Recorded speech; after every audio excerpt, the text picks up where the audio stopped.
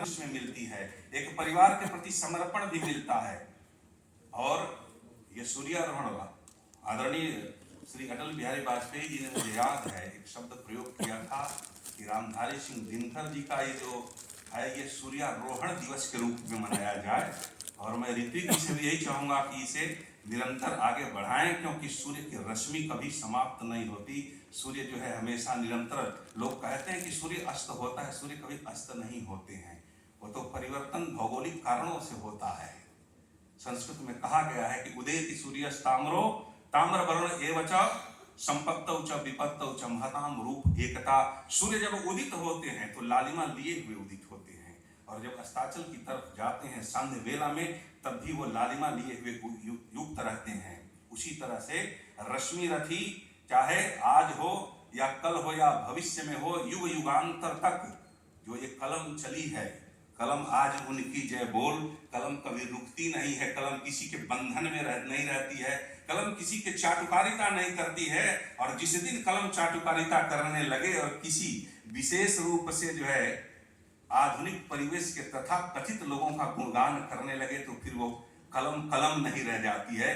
रामधारी सिंह जी की जो लेखनी थी वो स्वतंत्र थी, सार्वभौम थी, सबके लिए थी, युग युगांतर के लिए थी। और वैश्विक स्तर पर उन्होंने जो आम जनमानस को जगाने का कार्य किया है, और जो उन्होंने एक एक लोगों के मन में काव्य के माध्यम से जो लोग सो चुके हैं, वो रश्मिरथी को पढ़ते ही उसमें ऊर्जा भर आती है। कर्ण ने क्या कहा, बड़े सुंदर भाव से उसने कहा कि दिलमणि से सुनकर यही कथा मैं भोग चुका हूं ग्लानि व्यथा।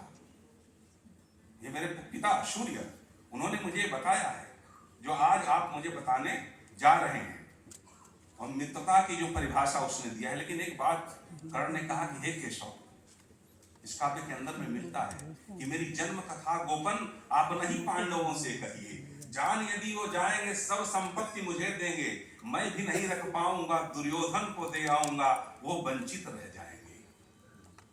तो ये कहीं ना कहीं जो ब्लड रिलेशन होता है आदमी के अंदर में, वो किसी न किसी रूप में खींचता है। और ये युद्ध के संदर्भ में भी वहां पर जो स्वयं भगवान है, कृष्णावतार कृष्ण के रूप में है, उनके मुखार बिंदों से निकलता है कि धन्य धन्य तुम सान कोई अनन्य। ये कृष्ण ने कर्ण के लिए कहा है। कर्ण सामान्य पुरुष नहीं है, उसके अंदर त्याग है, समर्पण है। और सबसे बड़ी बात यह है, आधुनिक परिवेश में सभी लोगों को यह सीखना चाहिए कि पहले लोग चलते थे रीति से, नीति से और प्रीति से। आज इसका अभाव दिख रहा है, युवाओं में भी दिख रहा है, घर में भी दिख रहा है, और लोगों के अंदर भी दिख रहा है। अब लोग क्या कर रहे हैं, अब लोग चलते हैं कुरीति से, अनीति से और भीति से। आज लोग भय के कारण काम करते हैं, नीति एक तरफ चली गई। तो ये सब तमाम जितनी चीजें हैं, अगर हमको रीति से चलना है तो अपने पूर्वजों के बताए मार्ग पर चलना पड़ेगा, उसी में जाकर के आनंद मिलेगा। रामचरितमानस के बाद मैं जहां तक समझता हूं कि अगर देखा जाए विचार करके, तो रश्मिरथी का मंचन और इस काव्य पाठ को तमाम लोगों ने अभी कई उदाहरण देते हैं, संसद भवन में एक एक लोगों ने उदाहरण दिया है, और उसका रिकॉर्ड भी है, सब कुछ है।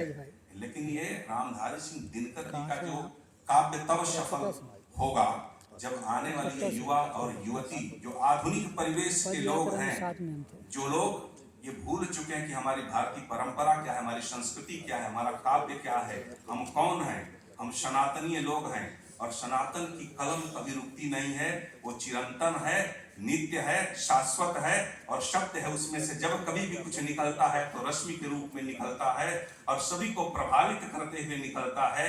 इससे स्वयं का भी कल्याण होता है और दूसरों का भी कल्याण होता है।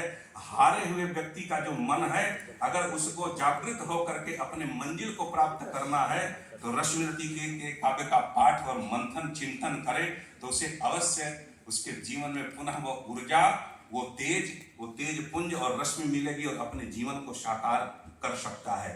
समय की पाबंदी होने के कारण मैं उसका ध्यान रखता हूँ, और आप सभी लोगों को यही बाबा विश्वनाथ से प्रार्थना करता हूँ, नमन करता हूँ, वंदन करता हूँ, निवेदन करता हूँ कि अपने अपने घरों में आने वाले युवाओं को, युवतियों को रश्मि रथी के विषय में बताएं और हर एक एक घर में जो है सूर्य का उदीयमान जो सूर्य है वो पुत्र के रूप में, पुत्री के रूप में सभी के हाथों में रश्मि रथी जाए, तो जीवन अपने आप ही उस परिवार का, उस कुल का और स्वयं के लोगों का कृतकृत्य हो जाएगा, धन धन्य हो जाएगा। यही रामधारी सिंह दिनकर जी की इस 50वीं पुण्यतिथि पर मेरा हार्दिक हृदय से आभार करते हुए उनको श्रद्धांजलि अर्पित करता हूं और मन का सीन सभी लोगों को नमन वंदन करते हुए और आप लोगों को बार बार नमन वंदन करते हुए अपनी बात को समाप्त करता हूं। पुनः आप लोग एक बार हर हर महादेव का उद्घोष करें। हर हर